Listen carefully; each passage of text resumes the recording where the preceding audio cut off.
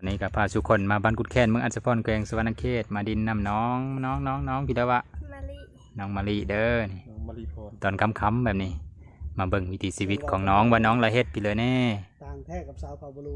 มานึ่งข้าว นึ่งข้าวบ่ เกลือมูลักกะโคตรผัก โอ้มีฮอตโซนพักอยู่เกอเฮินนี่เหมาะเจาะเลยพ่อแม่พี่น้องเอ้ย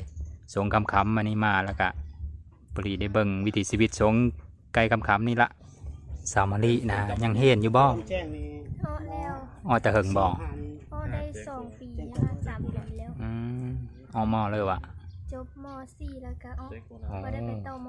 จบมต้นแล้วก็ออกพ่อแม่พี่น้องเอ้ย ซื้อแล้ว แสดงว่าอายุก็ประมาณ18พุ่นแล้วเนาะ แนะนำเลย 17 .7 โอ้17 ปีพอดี แนะนำเลย อยากเป็นนายเฮ็ดหน้าก็ให้เฮ็ดหน้าเลยเนาะ โดย วันซุมื้อนี่เฮ็ดไผซะซุมื้อนี่ ขายเครื่อง ตัวตัว นี่น้องเพิ่นมีร้านขายเครื่องประจำเพิ่นนี่ก็เลยมีค่อยได้ไปเสื้อเนาะ ก็ได้ไปซิเลอร์มีแต่ขายเครื่องด้วย เป็นร้านผู้เจ้าเลยบ่หรือร้านพ่อแม่ ทานผู้เจ้า โอ้แน่นอนเลยเนาะอายุส่ำนี้ก็มีกิจการเป็นของตัวเองมีธรรมดาเด้อซะ ไปไกลก็ได้ รถทีมงานเอาน้ำมันเบิดน้ำมันเดี๋ยวน้ำมันห้ามขาวมาดิน้องมาดิ ลิตรนึงได้เยอะแม่นบ่ ลิตรหนึ่งเท่าไหรก็ ลิซ่าเจ็ดพัน ลิตร27,000 เราเจ็ดพันเอาน้ำมันในตัวมัน จักบาท27,000 เจ็ดบาท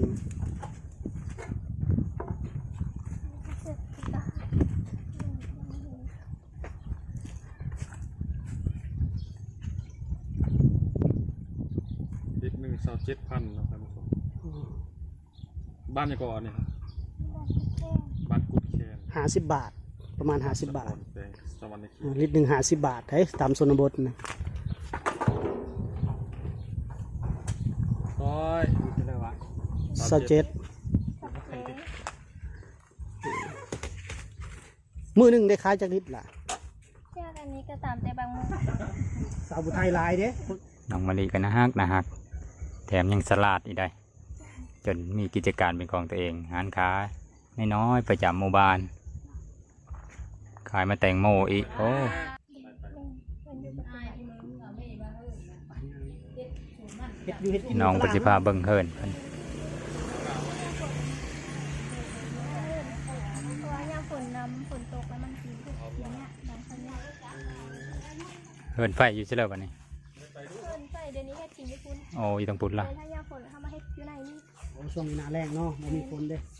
ดังไฟอยู่เนาะก็สบายไง มีไฟอยู่นอกเนาะโอ้มีแฟนกำลังเฮ็ดเฮือนใหม่เนาะเฮ็ดเฮือนก่อเฮ็ดเฮือนดิน หลายห้องเต็มตัวซะนี่ อ๋อตัวโอ้เฮ็ดอยู่อันนั้นนั่นนี่เนาะ 16เสาพ่อ แม่นบอกหรือว่าสั้นเดียว สันเดียว โอ้แต่ว่าใส่ไม้เทิง แม่น ๆก็บากเลยทำสมมุติเฮ็ดห้อยบากเฮ็ดห้อยบาก นี่มีบริการดอีกแล้วกับพุ่นนะงำน้อยนะโอ้ผู้หญิงตัวยันบังงำน้อยจังดอก ทำน้อย นี่เฮินน้องปิ่นพ่อแม่พี่น้องฮักก็ขึ้นใครผู้เล่นเบิ่งคลิปค่อยก็สิเห็นเด้อ นี่บ่ แม่นล่ะขึ้นเฮินใหม่น้องปิ่นตอนนี้เราคึมๆเนาะฝนจะตกเนาะมะลิเนาะ ฝนสิตกดัง ตอนมื้อเว้นนี่โหลดแดดเปรี้ยงๆสิฮอดบ่าย2กว่าๆเริ่มคึมแต่ว่ายังไม่ได้เห็นจักมิดเด้อฝนก็ได้แต่ละมันเห็นเฮ็ดขี้โตะซึมเฮาสิบ่จักมันตกบ่อื่นพวกก็มีได้เนาะเฮ็ดเวลาบัดนี้เฮ็ดเพิ่มนึ่งข้าวบ่ไปนึ่งข้าวสำมันค่ำละนี่ก็3:30นแล้วน้องเพิ่นก็ถึงเวลานึ่งข้าวนึ่งน้ำมาได้พ่อพี่น้องตอนนี้ฝนตกแล้วพ่อพี่น้องเอ้ยเว้าหากระสุดว่าจักมันขี้โตะบ่จักบ่เห็นจักมิดบ่ละปอกแป๊กมาหล่นเอ้ยเฮ็ดดิมาเบิ่งน้องมะลินึ่งข้าวน้ำเดียวเด้อพ่อพี่น้องเด้อ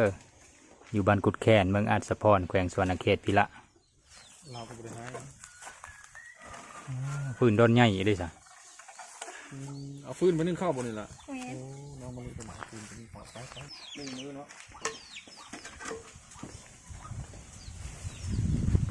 ยันฝนตกมันนึ่งไว้เนี่ยเนาะ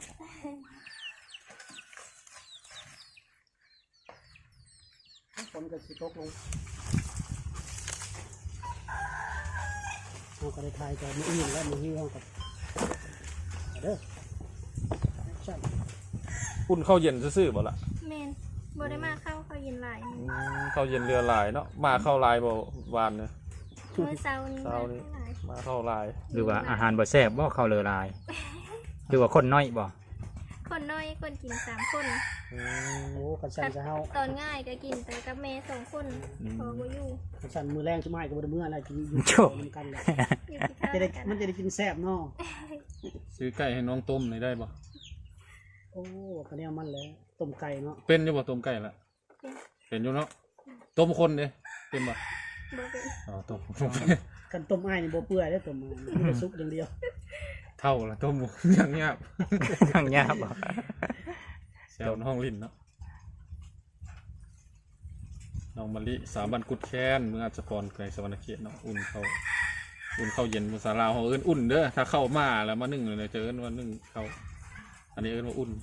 เพิ่นอุ่นข้าวเย็นเนาะ อุ่นเข้าเย็น เป็นวิธีของสาวผู้ไทยเป็นคนสาวผู้ไทยใจซ้อนเป็นว่านี่นะ คนตก ลูกสาวเดียวได้น้องอยู่เพื่อน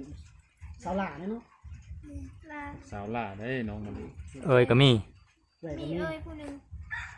ไป เอ้ยผู้หนึงอ้ายผู้หนึง ผู้เอื้อนไปเฮ็ดงานอยู่ไทยป่ะ แม่ กันอยู่จังหวัดใดเมืองไทยฮู้บ่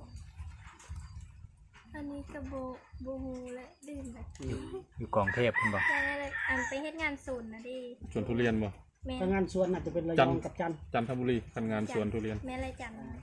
มีจันทร์มีระยองส่วนหลายคนน่ะ จันนะคันคนลาวอยู่สวนทุเรียนนะ อ่า จัน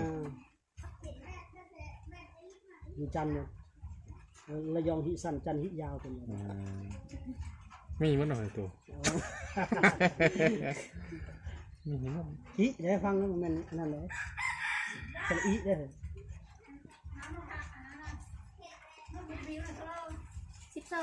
ลูกค้ามาซื้อเครื่องแล้วเนาะ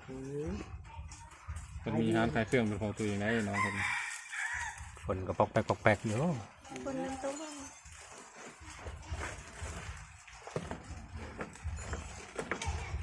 ตอนนี้ฝนก็เริ่มไล่น้องมะลิแล้วนี่นึ่งข้าวมีทันแล้วฝนตกลงมาแล้วพ่อแม่พี่น้องเอ้ยผู้เฮอตกแห้งก็มีเฮาผู้ถ่ายคลิปแล้วเฮามันหยุดโซข้าวก่อนบ่ได้บ่สั่น คือว่าเฮามาเนี่ยอุดมสมบูรณ์หมดนะ โอ้ มีทั้งฝนมีทั้งงานลมเนาะ เอาความอุดมสมบูรณ์มาให้น้องมะลิตัวสันเฮานี่ ฝนตกนี่ก็บ่มีขี้ฝุ่นง่ายกลุ่มแล้วเนาะ ฝนตกนั่นใช่แน่แต่ยามฝนจะพี่ตุ่ม ฝนตกทางเปื้อนนี่แหละมันนี่เลย หนักกว่าเก่าอีก มีแต่ต้มนะมีแต่ เ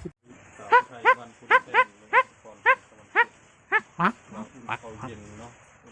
เรียกว่านึ่งข้าวตัวเป็นกิจวัตรประจำวันของเพื่อนเลยเนาะนึ่งข้าว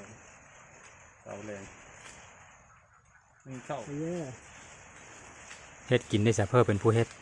เฮ็ดเก่งกับบางมือกันข้าวเฮ็ดบางมือกันเมย์ โอ้เปลี่ยนกันบุเฮ็ดกิน ซอยกัน ทางแม่แน่ทางน้องมะลิแน่ บางทีก็ใส่เครื่องแล้วก็แม่เฮ็ดเดี๋ยวจะ กิน3 คนบ่นี่นะข้าวนี่นะ เมน โอ้ติบบังเหยอหนึ่ง2 ติบปุ๊บ มืออื่นนี่สงสัยได้เกลือหมู นี่มื้ออื่น เกลือหมูมันเหนียวพูดแล้วก็มันพูดที่ เขาเกิด มื้ออื่นเหนียวโพดได้เหอะหมูแล้วเลี้ยงไก่นำบ่ เลี้ยงเป็ดไก่ อ๋อมีครบ ไก่โบราณ มีแต่หมูกินหลายกว่าหมู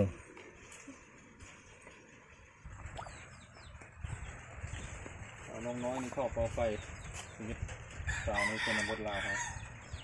สมัยใส่เลยไปดูกัน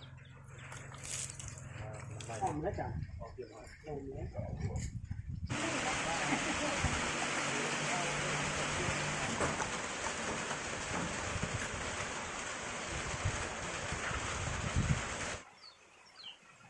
หลังคาก็เริ่มญาติแล้วได้ตอนนี้ฝนตกเริ่มแห้งเฮาแล้วนี่สุกเลยเด้อตัวนี้เด้อ สุกไวเนาะ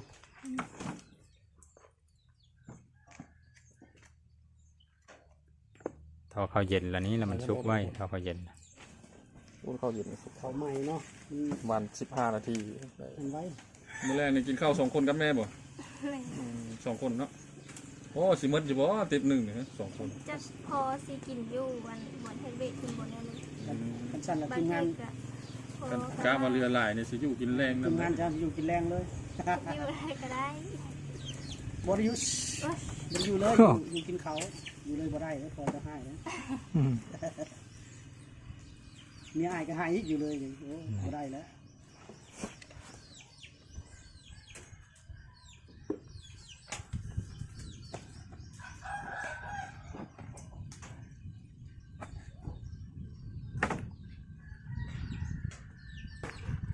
สำเร็จเสร็จสิ้นไปที่เรียบร้อยสำหรับการ แล้วไว้เท่านั้นอีก100นึงเข้าบ่ได้ยากเนาะหอมข้าวใหม่หอมข้าวอุ่น โอ้ให้ไอ้จ้อยชิมจักปั้นเลยเขา ได้แล้วไอ้กินอีกแล้ว เรานำแล้วนะน้องเพิ่นก็มาฮดพักปะนี่น้องเราเอาเมื่อท่าฝนล่ะพ่อตะกระเทินฝนก็ได้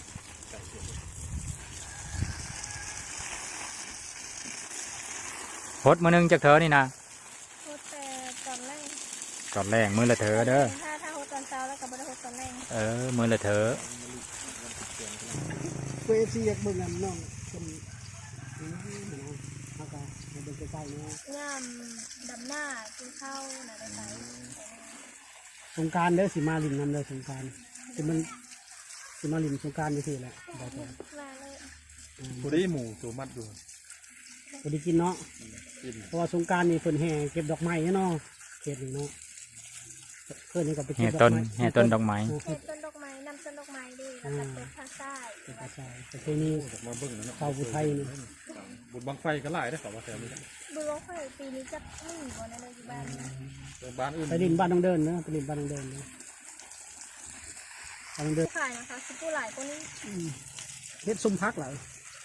มีผู้กินในโคเฮิร์นดิซิเนาะ ส้มผักบัว แม่นส้มผักบัวแซ่บเลย ผู้บางคนเขาขิวเขา คือมูใกล้ๆ นี่คือหมูก็ใกล้คือเป็ดนึ่งข้าวฮดพักขายเคิงชีวิตประจำวันเราก็ได้วางๆเนี่ยเราก็จับโทรศัพท์แชทกับผู้บ่าวแน่ ลืมถามเลยว่าสถานะตอนนี้เป็นอะไรเจอ FC ของเรามาย้ำโอเค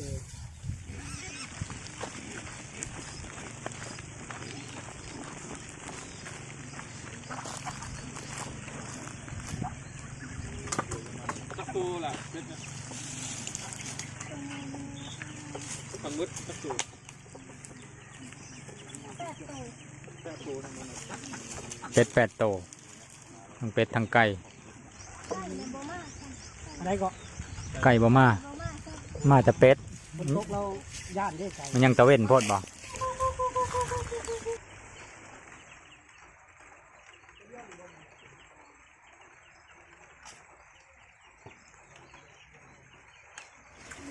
ซื้อตัวเดียว เลี้ยงตัวเดียวมาเลี้ ซื้ ยง อ หลาย ตัว ครับ เดียวก็ห้ามบ่เยอะ อ่า โอ้บ่มีแนวเกลือมันเนาะ สิทำต้องมีพงสี คนกินข้าวน้อยค่ะอันเจอมือเจอปิ๊กที่เลยบ่ทันทำ มันบ่มีเศษอาหารเนาะ มีทำที่เขาเราเอาทำไว้ จับ เมนบอเธอก็ไปซื้อน้ เงิน ำ โอ้ซื้อโลเท่าไหร่ละอยู่พี่ เจ้าก็ขายเป็นคู่ใดแบบคู่สี่นะ9,000 คู่20,000ว้าว สาวหรือ40ประมาณ ตอนนี้ก็เวะงานกันแล้วเนาะมันนี้ก็มีแต่เฮ็ดอยู่เฮ็ดกินแล้วบัดนี้เนาะคำละเด้ คำพุ่นละ คำกว่านี้พุ่นเนาะปกติกินจักโมงกินข้าวแรงๆใช่ ประมาณ7 โมง 8 โมง ถุง2 ถุงบ่ได้ผมพี่น้องเอ้ยโอเคซุมเฮาจะได้แยกย้ายเดียวแล้วบัดนี้ตอนนี้ไปหาบ้านซุมเฮาก็ประมาณ7 กิโลนี่ละมีไก่เดียวไปเลยเอาเป็นว่าเดี๋ยวคลิปหน้าพอได้ไหมขอขอบเจอน้ำ FC มาทุกคนเด้อที่สนับสนุนโดยการรับชมโฆษณาให้ก็ได้เดี๋ยวคลิปหน้าพอได้ไหมเด้อบ๊ายบาย